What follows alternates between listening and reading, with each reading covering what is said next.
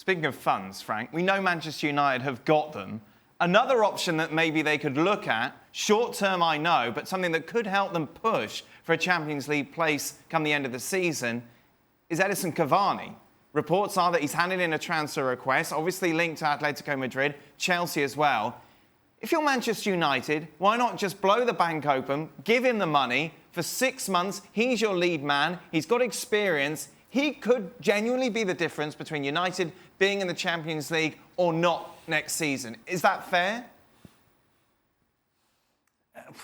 I don't think it's fair because the problem is Cavani is a fantastic player with a fantastic spirit and he's going to change maybe something in the dressing room. But watching the game yesterday, I found the spirit of the player pretty great. Where they started the game well, they fought very hard.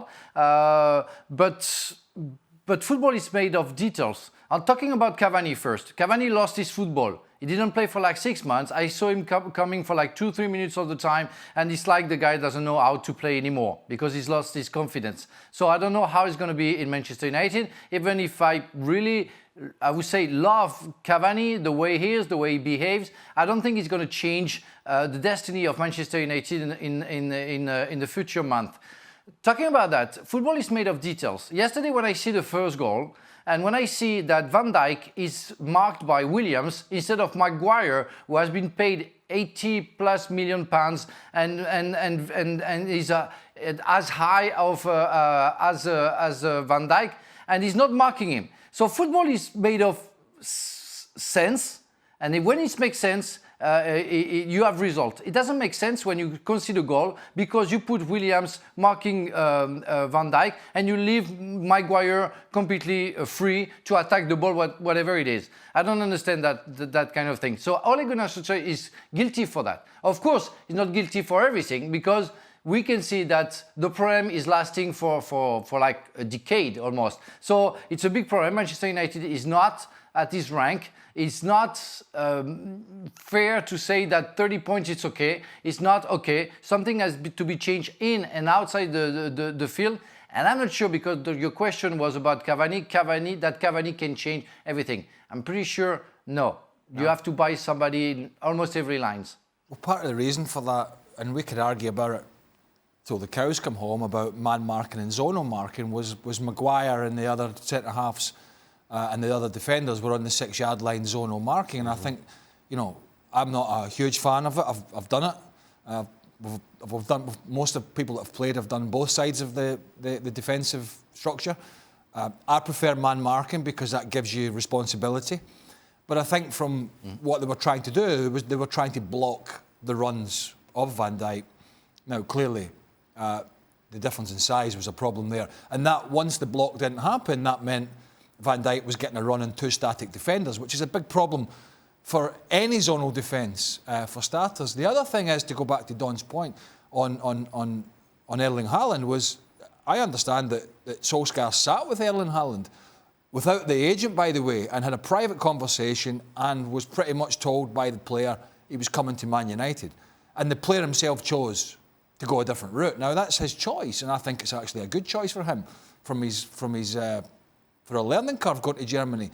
There's not a great deal Solskjaer can do about that, in all fairness to him. The Jimenez one, I mean, I could see that, being a big plus for United because he's a good player, but I think Wolves will be reticent to sell him. They're going to have to do something short term, which is against the grain of what they said they're going to do. If we're talking about a Cavani or somebody to come in and fill a void, they've said, we're going youth, we're going younger players. That would go against the grain. The other side of the coin is about the management. Excuse me, is the Rashford situation.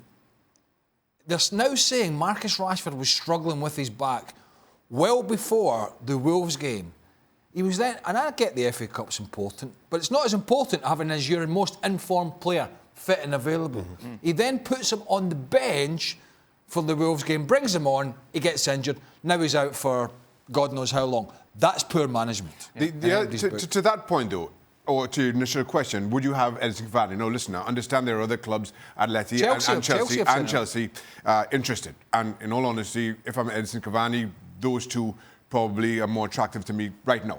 But if you're Manchester United and Edinson Cavani is available, you go after him, especially with Rashford being out for, 6 weeks, they're saying now. You need goals, you need somebody playing through the middle.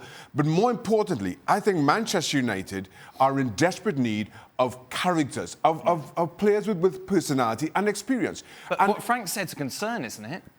Yes. But there are other players. The thing for me with Manchester United, and my big concern around them is they don't have those huge personalities. Now, it's one thing to say we only recruit in youth because that's how we build in the club. When you have a Sir Alex Ferguson on the sidelines, when you have Roy Keane in your dressing room, it's a totally different when it's Ole Gunnar Solskjaer is your manager, and there's no real strong personalities in that dressing room outside of Paul Pogba. And listen, he's come in for as much criticism as anybody. That's where I feel that United have to break this little bit of a mold that they're enjoying or insisting on, and getting that ilk of player. Listen, just quickly. I don't want to go down the Solskjaer line again personally because I've been down it 100 times. Don's right. He wouldn't have got another job at another Premier League club, right? Forget all that. He's there, right? And if they don't remove him, he's there till the summer at least. If this board, if this club don't do the right thing in January, they're a disgrace. And I tell you why. What's the right thing? The right thing is at least giving them enough tools within that squad, even if it's just short term, to get in the top four. And I tell you why. And I tell you why it would be a disgrace. They're not 15 points off the top four. Chelsea are flagging a little bit, may do some business. Yeah. Tottenham are flagging. Arsenal are hopeless. Sheffield United will probably fall away. The only other team really that's up there is Wolves. And Wolves have got every chance of getting in that top four. But with a 5-point deficit, Dan, if they don't... And as I say, I repeat, I don't think Solskjaer should be there, but he is. If they don't go out and say, right, this is gettable, right, and then we can make decisions. But this is gettable. We're not going to replace you, but we're going to give you the best chance to get in that top four, because the rest of the chasing pack are not very good. And Chelsea are under pressure. They either do that or they sit back and say, well, maybe we'll just go with what we've got and see what happens. Man United are better than that. Well, thank you very much for watching ESPN on YouTube. For more sports highlights and analysis, be sure to download the ESPN app. And for live streaming, premium content, and let's not forget as well, ESPN FC 7 days a week. Subscribe to ESPN+.